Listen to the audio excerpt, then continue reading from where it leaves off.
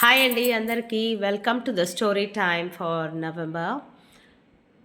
So జ్ఞానం అనేది అందరికీ అవసరము. ప్రతిరోజు కూడా జ్ఞానం అనేది నాన్ స్టాప్గా పెరుగుతూ ఉంది. అట్లానే మనము తీసుకునే జ్ఞానం కూడా పెరుగుతూనే ఉంది. అయితే ఆ జ్ఞానం వల్ల ఉపయోగం ఏంటి అని ఒక పిల్లోడు తన టీచర్ని అడిగాడనమాట.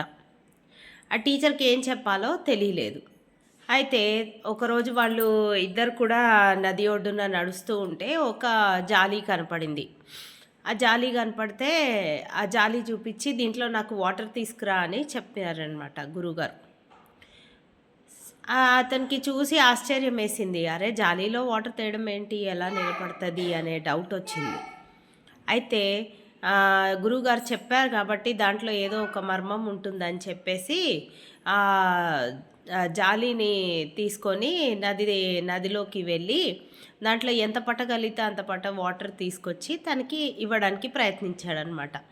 ఎలా చేసినా ఎన్ని ఐడియాలు పట్టా ఎంత ట్రిక్కులు చేసినా కూడా అది మట్టుకు వాటర్ తీసుకురాలేకపోయాడు.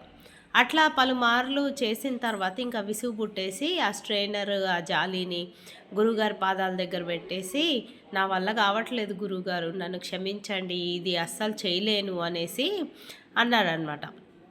అప్పుడు ఆ గురువుగారు ఆ జాలీని తీసి పైకి చూపించి ఈ జాలీ ముందు ఎలా ఉంది అని అడిగాడు. అంటే ఒక్క నిమిషం బాధపడే కళ్ళను తుడుచుకొని చూసి, అరే ఇది చాలా మురికిగా నల్లగా ఉండింది కదా ఈ జాలి అనేసి అన్నాడనమాట. మరి ఇప్పుడు ఎలా ఉంది అని అడిగాడు. ఇప్పుడు చకచకా మెరిసిపోతుంది, దాంట్లో ఉన్న మురికి అంతా శుభ్రం అయిపోయింది, ఎంతో చక్కగా ఉంది అని చెప్పేసి ఆ శిష్యుడు అన్నాడనమాట. సో మన జీవితంలో జ్ఞానం కూడా అంతే, వస్తూ ఉంటుంది వెళ్ళిపోతూ ఉంటుంది. దాన్ని మనం నాన్ స్టాప్గా ఆ రీడింగ్ అనేది మనం చేసుకోగలిగితే మనలో ఉన్న చెడు పార్ట్స్ అన్నీ శుభ్రం చేసుకుంటూ ముందుకెళ్తుంది జీవితం. సో ప్రాబ్లమ్స్ సిచ్యువేషన్స్ అవే ఉండొచ్చు, కానీ చదువుకున్న తర్వాత మనం వాటిని అప్రోచ్ అయ్యే విధానం మటుకు తప్పకుండా మారుతుంది. సో నాలెడ్జ్ అనేది తీసుకోవడం ఆపకండి. Have a great day. Thank you.